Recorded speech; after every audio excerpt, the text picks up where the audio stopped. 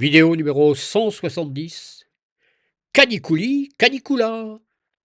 Cette année, les Français ne souffrent pas uniquement des conséquences du masochisme national évoqué dans ma dernière vidéo. Les températures en mai et juin ont été tout à fait anormales et nous n'étions pas spécialement demandeurs. Il s'agit d'un problème météorologique.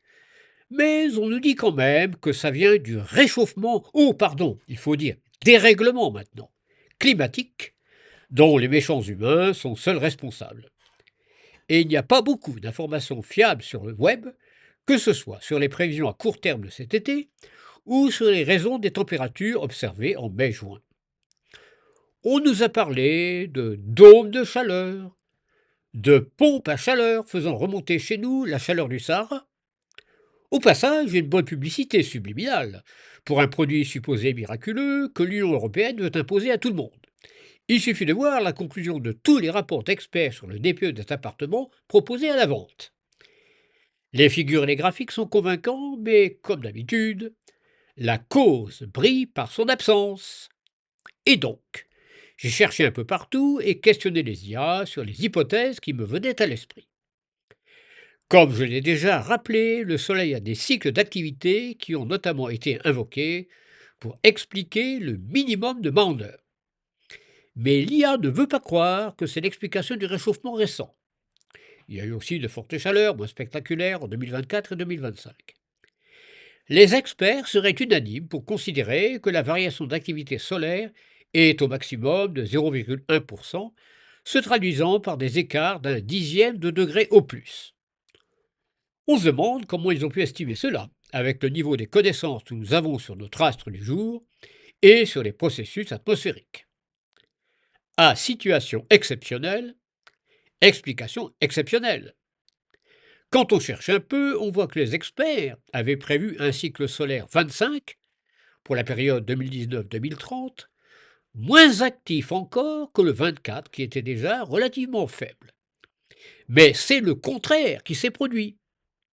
En 2025, près du pic du cycle 25, il y avait pratiquement 2 fois plus de taches solaires qu'au pic du cycle 24. Et bien entendu, c'est inexplicable. En discutant avec l'IA, il s'avère que les experts avaient tablé sur l'influence du cycle séculaire dit de Gleisberg, supposé être descendant. Mais les calculs sur les cycles longs sont évidemment très incertains.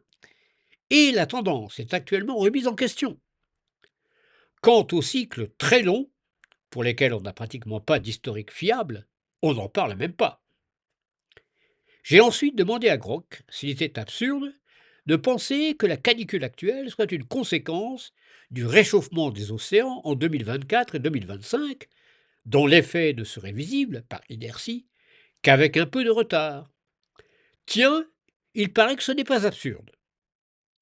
Et le réveil d'El Niño, aucun rapport non plus.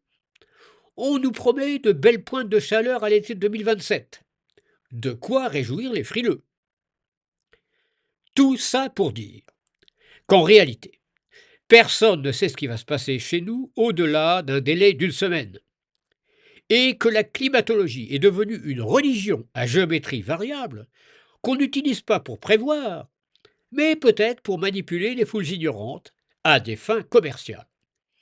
Et finalement, pour dire que l'unique leçon de ce qui vient d'arriver est, une fois de plus, la certitude de notre ignorance collective et la nécessité de mobiliser plus de moyens pour comprendre les vrais déterminants du climat et des extrémas météorologiques.